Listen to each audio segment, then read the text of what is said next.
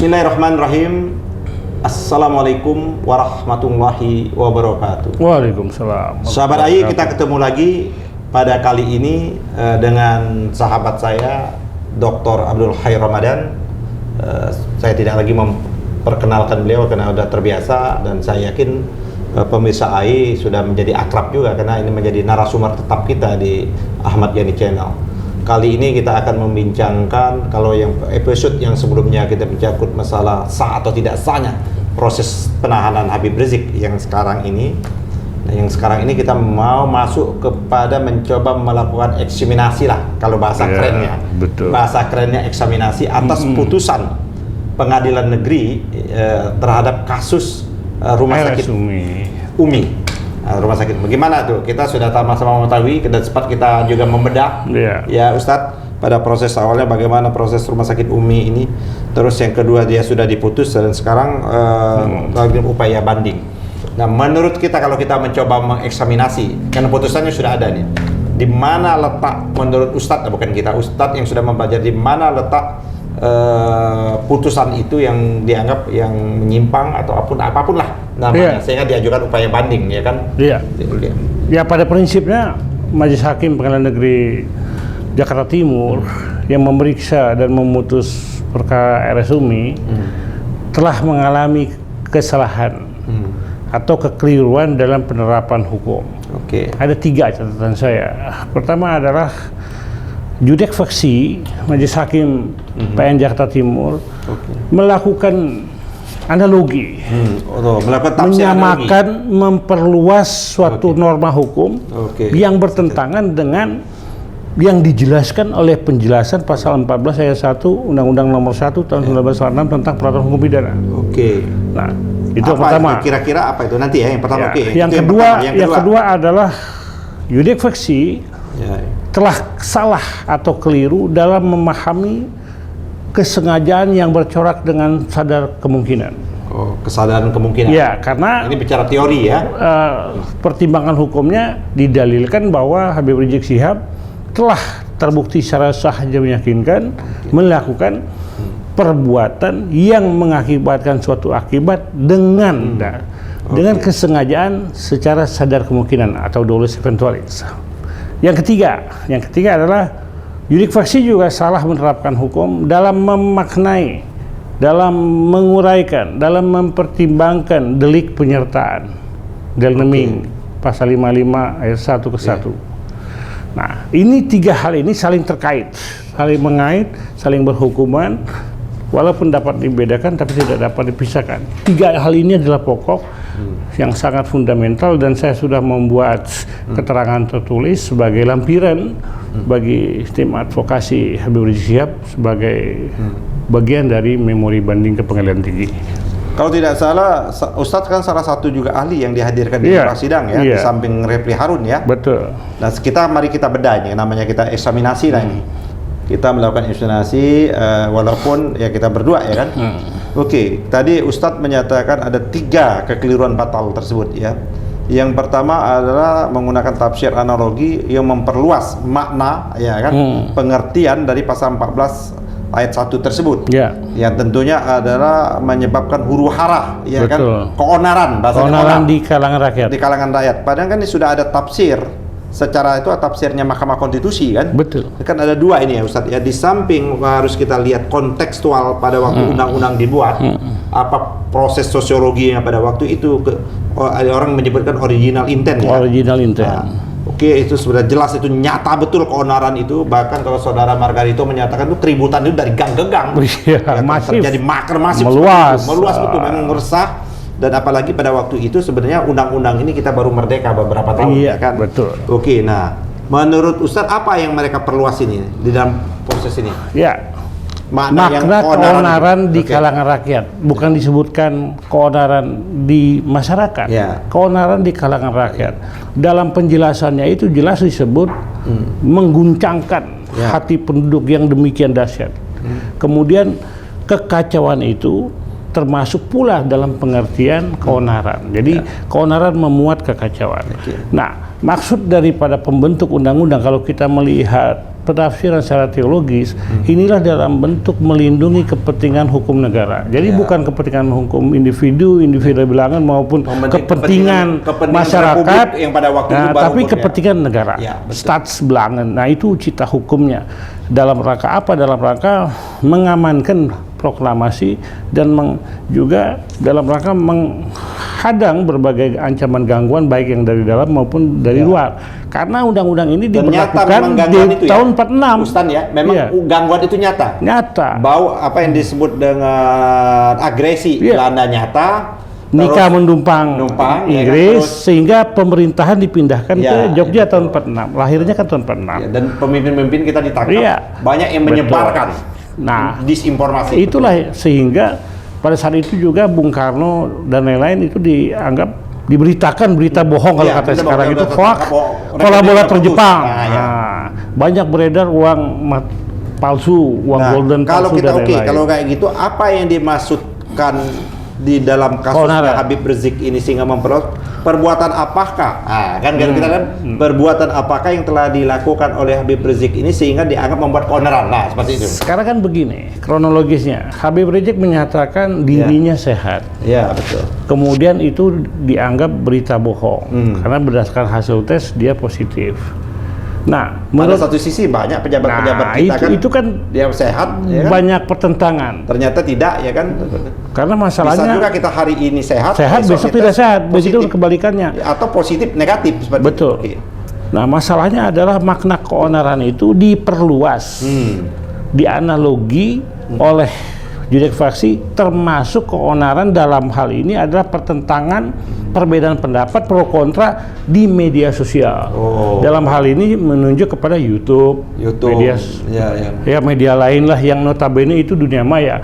Nah, sedangkan keonaran ini adalah reh in actu, benar-benar terjadi real fisik. Kita berhenti di situ ya Ustadz ya, bahwa keonaran yang dimaksud oleh pasalnya real. Nah, kita lihat kenyataannya.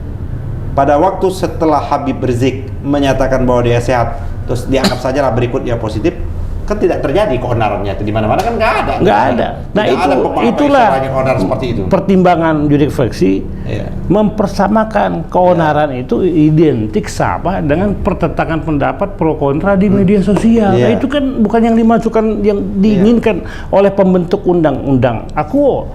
Nah, padahal pembentuk undang-undang memberikan penjelasan itu adalah tafsir resmi, tafsir otentik yang tidak dapat dilakukan penafsiran lain. Dan diperkuat oleh putusan Mahkamah Konstitusi. Tahun 2005 itu ada dua. Nomor 5, nomor 11 dan tahun 2015 juga ada putusan yang sama bahwa penjelasan itu berfungsi menjelaskan norma hukum dalam batang tubuh dan tidak boleh ada penafsiran yang bertentangan dengan norma hukum yang dijelaskan. Berarti di sini kembali ke tadi ada ketidakpastian hukum, ada ketidakadilan hukum, dan ini ada rekayasa tertentu pula dalam mengambil makna keonaran yang notabene berdasarkan azas dalam deliktum menolak funasi lex stricta itu haram bagi ilmu pidana, hukum pidana itu dilakukan analogi. Berarti menurut Ustadz dalam konteks ini tidak tepat dan salah. Keliru. Itu yang pertama. Yang kedua tadi bahwa judek adalah menghubungkan teori kesengajaan tadi adalah kemungkinan sebagai sebuah kemungkinan. Ini teori kesengajaan sebuah kemungkinan, ada kesadaran dan sebagainya. Apa yang dimaksud ini, Ustaz? Kalau kemungkinan itu kan berbeda dengan kepastian, berbeda dengan maksud. Jadi corak kesengajaan itu ada 3, dengan maksud, sadar kepastian, sadar kemungkinan. Sadar kemungkinan ini corak gradasi yang paling rendah. Dia hampir sama kulfarata. Seseorang menghendaki perbuatan, tapi tidak menginginkan akibat. Akibat itu adalah kemungkinan akibat lain terjadi walaupun tidak diingini, dia bertanggung jawab. Contohnya apa? Contohnya pada kasus di negeri Belanda itu ada putusan seseorang ingin membunuh musuhnya di kota Holm. Musuhnya ini laki-laki. Dia mengirimkan kue tart beracun. Yang dituju adalah musuhnya laki-laki, suami dari istri orang yang di rumah itu. Nah, secara sadar kemungkinan, walaupun tidak dikehendaki, selain yang dituju. Bisa saja yang makan kue tart beracun itu istrinya, anaknya, pembantunya, atau siapapun. Ya. Ya, sehingga walaupun maksud dan tujuannya itu tidak terpenuhi, tetapi menimbulkan kemungkinan lain yang itu terjadi, maka dia harus bertanggung jawab. Nah, dalam perkara aku, undang-undang itu membatasi keonarannya hanya keonaran. Kecuali misalkan ada persentuhan antara pasal 14 ayat 1 Undang-Undang Nomor 196 delik kebohongan, tetapi menimbulkan adanya penghinaan atau penodaan terhadap agama karena kebohongan itu, di mana ada persentuhan dengan pasal 156A huruf A. Penistaan. Berarti ada dua bentuk perbuatan ketika seseorang melakukan berita hoax tetapi menunjuk pula akibat adanya penodaan agama, sehingga walaupun penodaan agama ini tidak diingini, dia wajib dikenakan pasal 156A huruf A. Nah, dalam perkara ini hanya satu, hanya pasal 14 ayat 1 itu, dan kemudian selebihnya ada ayat 2, pasal 15 dan undang-undang yang lain, dan itu tidak ada persentuhan. Itu masalahnya. Itu yang kedua ya. Itu. Yang ketiga. Nah, yang ketiga ini menarik. Del-naming ya, penyertaan Del-naming. Ini berarti kan kasus penyertaan termasuk dokternya ya? Ya. Ini menarik. Kalau kita bicara del-naming, penyertaan, sebagaimana dimaksudkan dalam pasal 55 ayat 1 ke 1, itu pasti ada perjumpaan kehendak, ada perjumpaan keinginan. Perjumpaan kehendak keinginan ini untuk mewujudkan suatu delik dan benar-benar mengetahui, menghendaki juga akibatnya. Berarti well and waiting terpenuhi. Dikehendaki, diketahui, direncanakan perbuatan maupun akibatnya memang dikehendaki dan ingini dan diketahui. Dan bahkan lazimnya dalam del-naming penyertaan ini, perbuatan itu ada dilakukan dengan pemufakatan jahat. Istilahnya dolus premeditatus, ada kerjasama. Apakah mungkin seseorang yang melakukan perbuatan jahat dengan perencanaan jahat, dolus premeditatus, ada perjumpaan keinginan, dia menghendaki perbuatan dan mengetahui akibatnya, itu dikaitkan dengan kesengajaan kemungkinan? Tentu tidak masuk akal. Seharusnya dalam kasus-kasus seperti adanya penyertaan dalam perbuatan, yang berlaku bukan dolus directus, bukan sadar kepastian, bukan dolus eventualis, bukan sadar kemungkinan, tapi al-ohmah dengan maksud. Ini berarti Pengadilan Negeri Jakarta Timur ini salah menerapkan antara keterhubungan kesengajaan dengan penyertaan. Bagaimana mungkin merekonstruksikan adanya perbuatan kesengajaan yang secara kemungkinan kemudian di satu sisi penyertaan itu dilakukan dengan perencanaan mufakat jahat, kan tidak bertemu, tidak ada pertemuannya, tidak ada korelasinya. Ini yang menjadi masalah dalam penerapan hukum yang saya maksudkan tadi. Gitu. Jadi kalau kayak gitu putusan ya dalam proses pemeriksaan tentunya kan, dalam proses persidangan sampai akhirnya hakim memeriksa dan memutus perkara tersebut, sehingga dia membuat 3 hal tersebut ini, 3 alasan ya.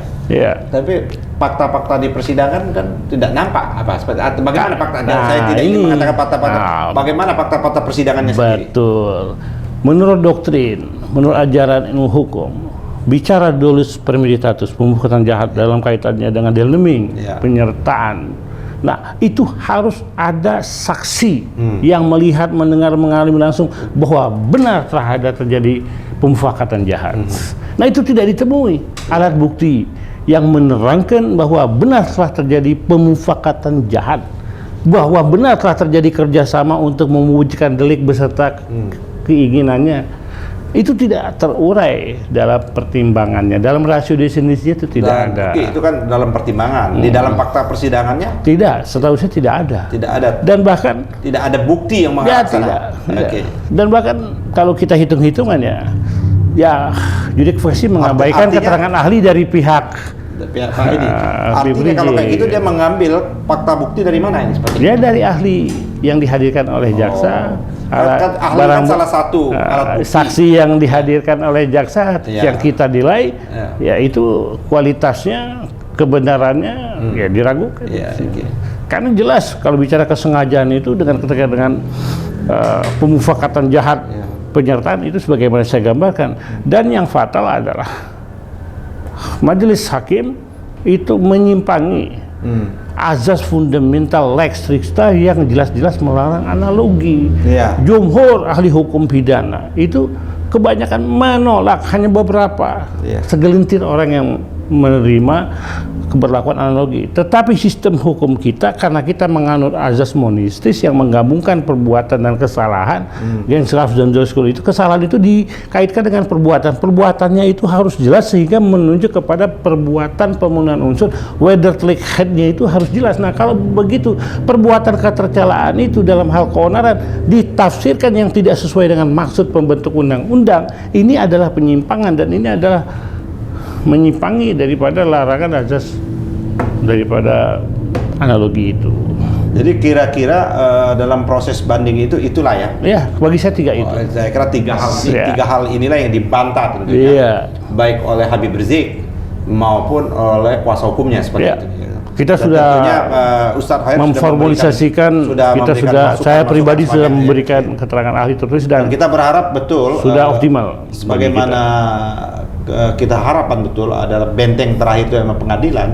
Sesungguhnya kita mengharap betul hakim di pengadilan tinggi ini memeriksa kasusnya betul-betul dengan seksama, dengan karena ini ada berbagai macam teori, berbagai macam azas yang dilakukan, betul-betul harus dicermati betul supaya tidak mengadili sesuatu yang menjadi disebut dengan peradilan sesat. Ini sekarang ini rame peradilan sesat. Pada peradilan sesat ini abad-abad sebelum pertengahan. Banyak sekali orang dihukum dengan dia sesungguhnya tidak melakukan kesalahan apapun.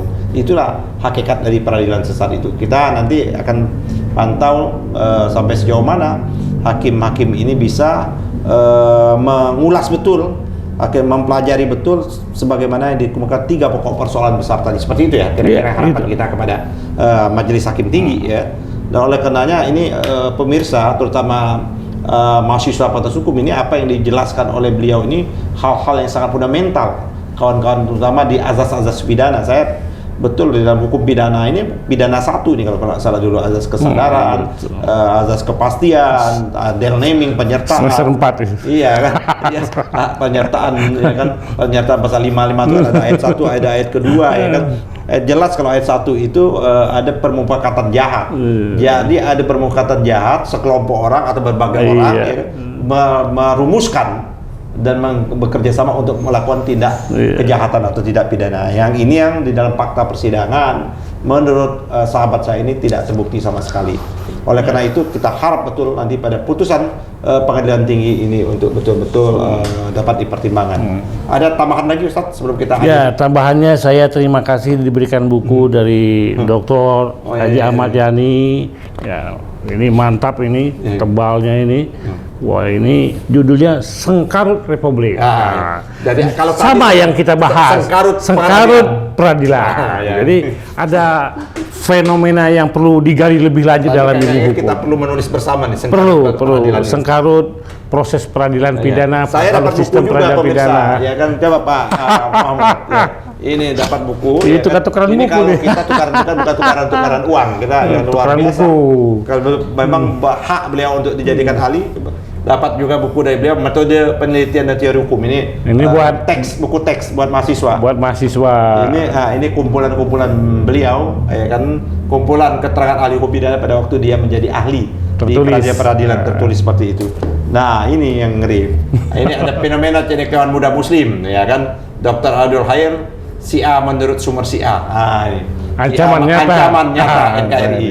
Ini dari disertasi. Judulnya diganti. Saya kira saya dapat 3 buku. Terima kasih. Terima kasih. Saya hanya membalasnya 1 buku. Iya, tapi kualitasnya mantap ini. Terima kasih.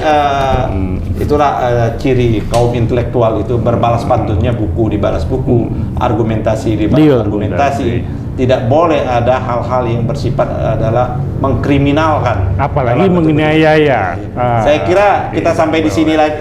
Kita akan ketemu pada episode berikutnya. Billahi taufiq wal hidayah. Wassalamualaikum warahmatullahi wabarakatuh. Waalaikumsalam warahmatullahi wabarakatuh.